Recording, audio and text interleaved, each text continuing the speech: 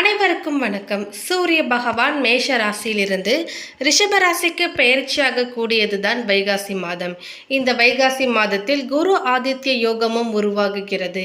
இதன் காரணமாக மே 14ஆம் தேதிக்கு பிறகு மிதுன ராசிக்காரர்களுக்கு பல விதங்களில் நன்மை வந்து சேரப்போகிறது. அவர்களுடைய தலைவிதியும் மாறப்போகிறது. சூரிய பகவான் ரிஷப ராசிக்கு மே 14ஆம் தேதி மாலை 5:14 மணிக்கு பயிற்சியாக உள்ளார். 12 ஆண்டுகளுக்கு பிறகு குரு பகவான் ரிஷப ராசிக்கு பயிற்சியாக உள்ள நிலையில் அங்கு குருவுடன் சூரியன் சேர உள்ளதால் குரு ஆதித்ய யோகமும் உருவாகிறது.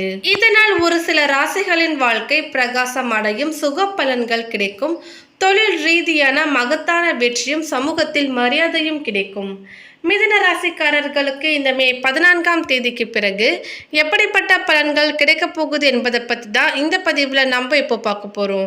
எனவே மிதுன ராசிக்காரங்க பதிவை பார்த்துட்டு இருந்தீங்கன்னா தொடர்ந்து பார்த்துட்டு வாங்க. அது மட்டும் இல்லாமல் நீங்கள் இப்போ தான் நம்ம சேனலை ஃபர்ஸ்ட் டைமாக பார்க்குறீங்க அப்படின்னாலும் கண்டிப்பாக சப்ஸ்கிரைப் பண்ணிக்கோங்க. அப்படியே பக்கத்தில் இருக்கக்கூடிய பெல்லைக்கானையும் கிளிக் பண்ணிக்கோங்க. மாதம் மாதம் ஏற்படும் சூரியனின் பெயர்ச்சியின் அடிப்படையில் எல்லா ராசிகளுக்கும் ஒரு சில விஷயங்களில் கணிசமான மாற்றங்கள் ஏற்படும். சுக்கிரன் ஆட்சி செய்யும் வீடான ரிஷப ராசியில் சூரியன் சஞ்சாரிக்கும் மாதமே வைகாசி மாதம். ஒவ்வொரு மாத பிறப்பும் சூரியனின் பிரவேசத்தின் அடிப்படையில் துவங்குகிறது. சித்திரை மாதம் மேஷ ராசியில் உச்சமடைந்த சூரியன் சஞ்சரிக்கும் காலம் வைகாசி மாத பிறப்பு. சூரியன் மேஷ ராசியிலிருந்து ரிஷப ராசிக்கு பயிற்சியாகும் நாளில் ஏற்படும் தமிழ் மாதங்களின் அடிப்படையில் சூரியன் ஒவ்வொரு மாதமும் ஒரு ராசியில் சஞ்சரிப்பார். மாதம் மாதம் ஏற்படும் சூரியனின் பெயர்ச்சியின் அடிப்படையில் எல்லா ராசிகளும் ஒரே சில விஷயங்களில் கணிசமான மாற்றங்கள் ஏற்படும். சுக்கிரனின் ஆட்சி செய்யும் வீடான ரிஷப ராசியில் சூரியன் சஞ்சரிக்கும் மாதமே வைகாசி மாதம் ஆகும். ராசிக்காரர்களுக்கு 12ஆம் வீட்டில் சூரியன் சஞ்சரிப்பதால் அதிக அலைச்சலையும் செலவுகளையும் சந்திக்க நேரிடும். தேவையில்லாத சர்ச்சைகளில் இருந்து விலகி இருப்பது புத்திசாலித்தனமானதாகும். ஆரோக்கியத்தை பொறுத்தவரை கடன் தொடர்பான பிரச்சனைகளில் நீங்கள் குறிப்பாக கவனமாக இருக்க வேண்டும். வெளிநாட்டில் வசிக்கும் மிதுன ராசிக்காரர்களுக்கு வைகாசி மாதம் முழுவதுமே சாதகமானதாக இருக்கும். வெளிநாட்டு நிகழ்ச்சி செய்பவர்கள் இந்த மாதம் அனுகூலமான பலனை பெறுவீர்கள். மேலும் கடந்த ஒரு வருடமாக மிதுன ராசிக்கு லாபஸ்தானத்தில் 11வது வீட்டில் லாப குருவாக சுப பலனை கொடுத்த குரு பகவான் விரை குருவாக இப்பொழுது பயிற்சியாக இருக்கிறார். மிதுன ராசிக்காரர்கள் இந்த காலகட்டத்தில் சிக்கனத்தை கடைபிடிக்க வேண்டும்.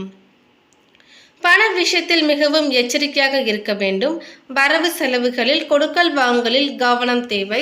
வரவுக்கு மீறிய செலவுகள் ஏற்படும் காலகட்டம் என்பதால் வீண் செலவுகளை குறைத்துக் கொள்வது மிக மிக நல்லது.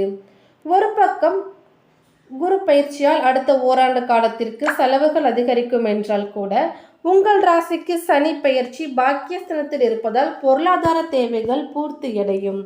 பொதுவாகவே குரு பகவான் இருக்கின்ற ராசியை விட குரு பகவான் எந்த ராசியை பார்க்கிறாரோ அந்த ராசிகள் சார்ந்த விஷயங்களில் சுகமான நிகழ்வுகள் ஏற்படும்.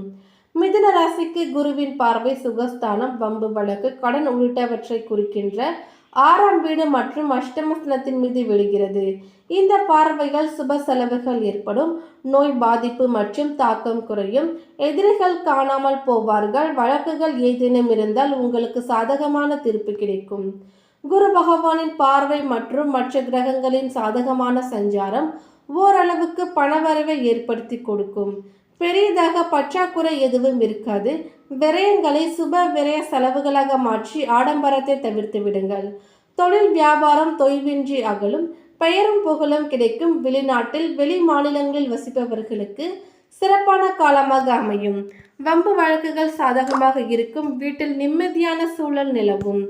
மேலும் செலவுகளை குறைக்க வேண்டும். உடல் ஆரோக்கியத்தில் கவனம் தேவை. கணவன் மனைவி ஒற்றுமை குறையலாம். விட்டு கொடுத்து போவதும் நல்லது. உழைப்புக்கான பலன் உடனடியாக கிடைக்காது. தூக்கம் பாதிக்கப்படும். ஓய்வில்லாமல் உழைக்க வேண்டிய நிலை உண்டாகலாம். முதலீடுகளை தவிர்த்து விடுங்கள். மேலும் மிதுன ராசிக்கார பெண்களுக்கு ஒரு சில விஷயங்களில் சோதனை காலமாக அமையும். பணத்தை கையாளும் பொழுது கவனம் தேவை. ஆசைக்கு தேவைக்கு என்று பிரித்து பார்த்து செலவு செய்ய வேண்டும்.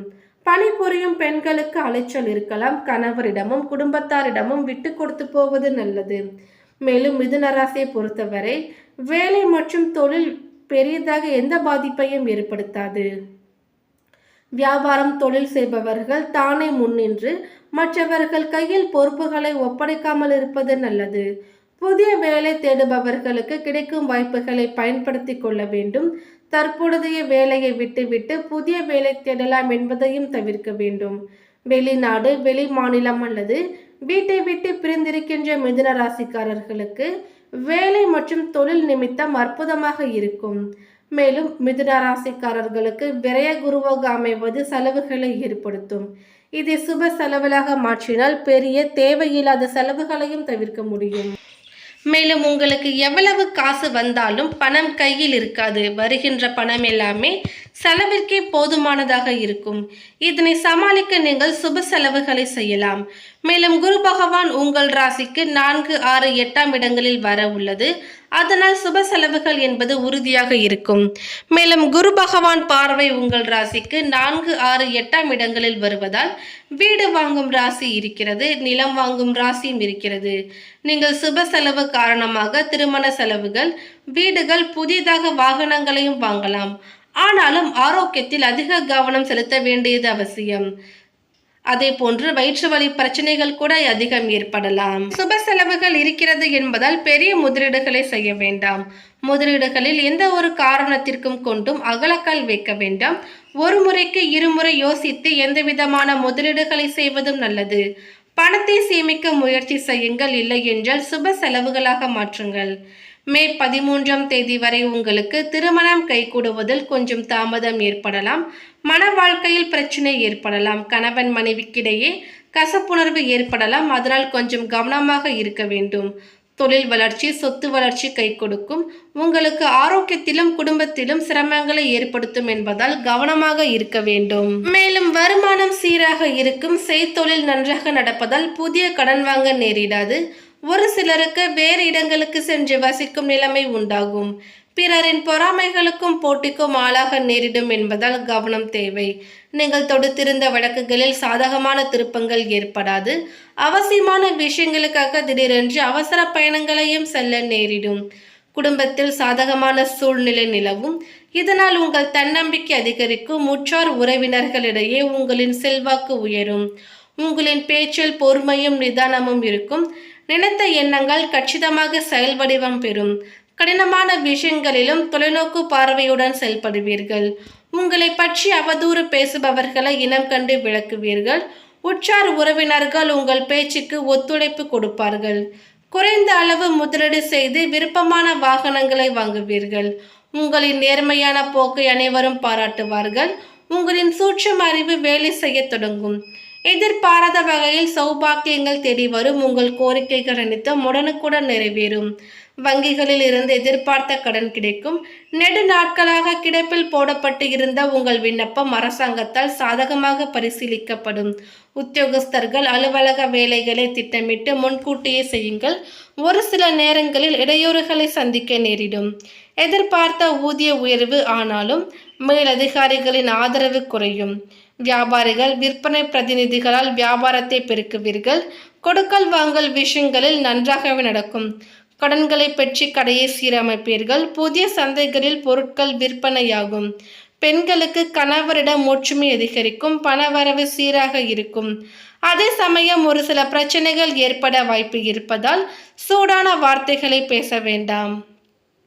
மாணவர்கள் படிப்பில் முன்னேற்றம் அடைவீர்கள். விளையாட்டுகளில் ஈடுபட்டு உடல் ஆரோக்கியத்தையும் வளர்த்துக் கொள்வீர்கள். அடுத்ததாக பாதம் 3, 4 மிருக சீரிஷம் நட்சத்திரத்தை சேர்ந்தவர்களுக்கு விற்பனை தொழில் செய்வோருக்கு லாபம் அதிகரிக்கும். உதவிகள் மூலம் வெற்றி காண்பீர்கள். திருவாதிரை நட்சத்திரத்தை சேர்ந்தவர்களுக்கு வீண் அலைச்சல் ஏற்படலாம். வாழ்க்கையில் முன்னேற்றம் ஏற்படும். அடுத்ததாக பாதம் 1, 2, 3 புனர்பூசம் நட்சத்திரத்தை சேர்ந்தவர்களுக்கு குழந்தைகள் உற்சாகமான காணப்படுவார்கள். தொழில் வியாபாரம் முன்னேற்றம் அடையும்.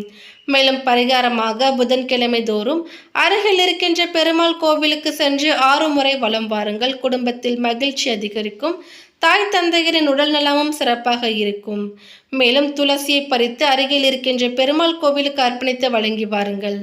மேலும் ஓம் நமோ நாராயணா என்ற மந்திரத்தை தினமும் 11 முறை சொல்லுங்கள். மேலும் இந்த தகவல் உங்களுக்கு பிடித்திருந்தால் லைக் பண்ணுங்க, ஷேர் பண்ணுங்க. இது போன்ற பல சுவாரஸ்யமான கணிப்புகளை தெரிஞ்சுக்கணும்னா எங்கள் சேனலை சப்ஸ்கிரைப் பண்ணிடுங்க. மேலும் நோட்டிஃபிகேஷனுக்கான பெல் ஐக்கானையும் கிளிக் பண்ணிக்கோங்க. தேங்க்யூ.